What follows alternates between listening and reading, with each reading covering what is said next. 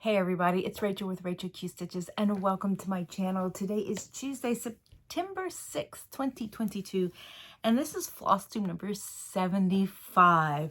Thank you so much for stopping by. I really appreciate it. If you are new here, this is a channel mostly about cross stitch. Every now and then I might throw in some quilting, which I was supposed to do last week and never did. I might throw in some crochet or anything other stitchy goodness that is out there, but this week you get all cross stitch. So if you're new, thank you so much for stopping by. To my new subscribers, thank you so much for subscribing. I appreciate it. And for all of my returners, you guys mean the world to me. Thank you so much for coming back. Anyway, so if you're not subscribed, if you keep coming back and you're not subscribed, please do so. Like, subscribe, share, all that good stuff. Anyway, so I did not have a quilt video. I was supposed to get that out Friday. We had some things come up that I was unable to finish making that quilt. In fact, it is still laying on the table in front of me where I had it last week, where I set it down and didn't finish. So I am making no more promises. You will get a quilt video when I get it done. Anyway, so what have I been stitching? Well, this week I made pact with myself to pick up my Jeanette Douglas bouquets at least one day. I'm going to try to do that one day a week until I'm caught up. We are in September and I have July's block done. So I need to get August and September done to get caught up so that I can finish it when the year's over with. So what am I talking about? I am talking about this right here. This is a free chart on Jeanette Douglas's blog. And it is called A Year of Bouquets, and I've been working on it since January. These are bouquets that she had planned on coming out with for classes in 2020, and we all know what happened in 2020, so there were no classes, so she put them together on one piece, and they're so pretty. Jeanette does provide a DMC alternative, and that's what I use. I use all DMC if I'm not using vintage thrift store floss or Anchor. I did one project in Cosmo, didn't find that great of a difference with it. Anchor is good. I do like Anchor, but DMC's what I get most of because I do buy a lot of my floss from estate sales. So anyway, back to Jeanette Douglas. So here it is, A Year in Bouquets. I know it doesn't look like I did much, but I did work on finishing the border right here. So that is done. So hopefully this week when I pick it up, I can start August bouquet and eventually get to September before September is over with. So my goal is to work on it once a week until I get caught up. So that's it right there. That's all I did. Just that little bitty bit, and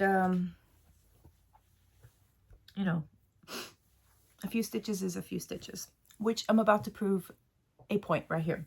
I joined a Facebook group, and it was Czook Stitch that mentioned it, and it is 25/7, cross stitch 25/7, and I'll try to remember to link it below. I don't think I linked it last week, I'm not sure. And I decided that for 25 minutes a day, 7 days a week, I was going to work on a mid-Amish life. Now, this is a chart out of a magazine, Cross Stitch and Country Crafts from 1987. It is a 3-piece chart, and I'm doing all at one piece. And this is the right side of the chart. So I've been putting 25 minutes a day. I set my timer. Sometimes I set it for 30 minutes because it's easier. But I set my timer for 25 minutes a day, and I have done this every day. And this is what I got done. If you remember last week, I think I just had all these straight lines done. So that's what I got done, 25 minutes a day. I think it's pretty good. I think it helped me really get a lot done. You can see right here the black. I'm starting a little Amish woman working in the fields. So I am excited. I love working on it. So giving it 25 minutes a day is exciting for me because I feel like I can really get something accomplished by doing this. And I can. I'm looking at it here. And I got a lot done. So I am doing this in a hope I'm finding my stitches are neater when I use these hoops, and I love these. These are Nerd hoops. I don't know if you can see that right there. I do get them on Amazon, and they don't leave a kink in my fabric. They're thin, and they're square. I like square, which is why I originally started using Q-snaps, but they're too bulky. They hurt my wrist. So these are nice. These are nice little, it's like Q-snap and a hoop had a baby. But that's what I got done. Right there. Those strawberries, tomatoes. I think they're strawberries. I'm going to say they're strawberries because they're low to the ground. So there you go. That is a mid-Amish life. So we'll see what this week brings with me doing 25/7. I keep it at my stitchy spot, and when I wake up, that's the first thing I work on. Kind of like my red thread, which I haven't done in a while, and I really need to. I need to get back to doing that. So anyway, the next thing I've done is Blue Moon Angel, and this is by Lavender Lace. If you've been around a while, you know I picked this up at a thrift store. It was partially complete, just the part of the wing was done, but the lady had started doing it on 36 count even weave, and I do like my even weave, but not dark blue 36 count. So I dyed some Aida, 16 count Aida, and you remember my goal last week, if you watched, was to get her face done, and like y'all, I got her face done. So my angel has a face. I read a lot of people talk about how they like to get the faces done on their people. It just makes it feel like they have a personality. Look, I even backstitched her a little outline of her face. I gave this one piece a long stitch. I'll do that every now and then if I find that the back stitch is getting too buried. So I did a long stitch. Got her a little mouth. Her eyes. I was really worried about those eyes because you remember my nativity. Mary looked possessed. So there she is. Now you'll see all those little blank spots right here. Those are for beads. I'll do those last. And there she is. So I think she's getting called one more time for WIPGO. This was an August WIPGO call. I do believe she's getting called one more time. And I'm hoping to... I think I'm going to go at least try to get down to this part of her dress so that I can start the moon and have a spot to start a reference point, I should say. So I don't know when she'll get called, but it's either going to be in October, November, or December because she does have one more call and for this year. Okay, so September's WIPGO. It was a Acadiana that was called, and it was Christmas Garden. So Acadiana is this piece right here. This is an old chart that I did pick up at a thrift store. I am going to be leaving out the huge azalea, the crawfish pot, and more than likely the cattails. I'm thinking I might end up doing, okay, I'm going to do a little Louisiana rant here. The lady that drew this lives in Monroe. Monroe's North Louisiana. It's not Cajun country. So I'm not exactly sure what's in the pot. It's not, I think it might be gumbo. It's definitely not boiled crawfish. She just says rim of pot and sods of pot. I don't know. I don't know what it's supposed to be. I was born and raised in Cajun country. So I was born and raised in Acadia. My mom's family was some of the originals that were kicked out of Canada.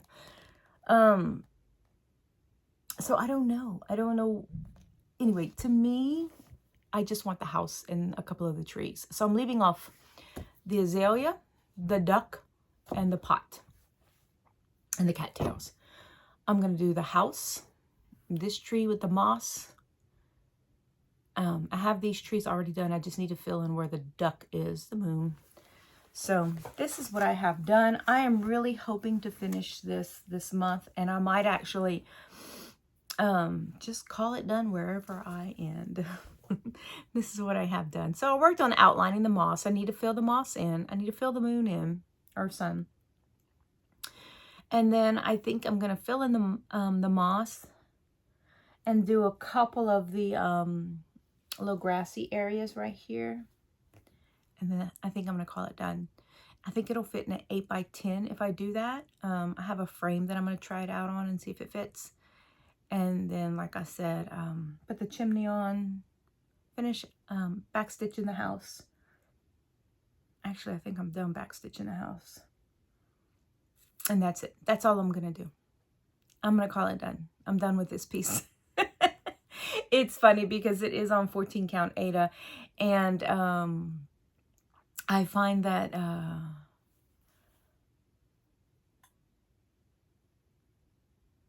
don't know. I'm not overly thrilled with it, but I want to finish it. So I think I'd like it more if I'd done it on maybe a smaller count. But when I started back up, this is what I was using. So there it is. At Elliana. My dogs are barking. I'm sorry if y'all hear them.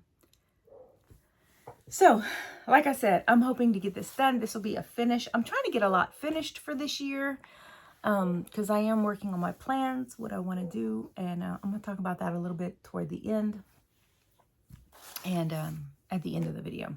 All right. Next thing I did, I belong to, let me get my notes pulled back up, Magazine Monthly Challenge, Facebook group. And a lady put this chart out here. And Shelly at Proverbs 31:22 and I convinced each other that we needed to do it because, you know, specialty stitches. So this is the Bloom sampler. And then Colorado Cross Stitcher announced that she was going to have, let me find the hashtag, Sampler Camp 2022. And since this is a band sampler, I will be doing this. I believe it ends in December. So I have time, you would think. So there it is. This is out of Just Cross Stitch Magazine. February, April, June, August, and October of 2021. I access my magazines on Readly. I do have a link down below. And if you sign up through my link, we both get a free month. So there's that. So this is it. Y'all want to see what I got done? Mm-hmm. Look at that. I feel like I got nothing done. Shelly got the first 3 lines done, which I'm glad she did because she gave me a hint on how to do the, I think the second and the third. They're multicolored. So that is it. That's all I got done. Yep. I'm using sulky threads on this. I do use sulky threads because this is a 32, 36 count. Something or another. Anyway, so that's all I got done on that. All right. Last piece. Last piece is Gathering Honey. This is out of the Just Cross Stitch and Country Crafts magazine from May, June 87. And I am working on this area. If you'll notice, I am a lower right-hand starter. And this is on 28 count Monaco that I dyed myself. And that's what I got done. So, not too bad. I didn't get any more back stitching done. I'm trying to do my back stitching as I go. But I did get all this done. And it's funny because I have it and I have, you know, I'm Amid Amish Life out all the time. And they use a lot of the same symbols and also a lot of the same colors. So I was kind of getting my threads mixed up. I was like, ooh, I need to keep track of what goes where. But there it is. It's so pretty. So that's what I got done. So for Amid Amish Life, and that's my stitching. That's all.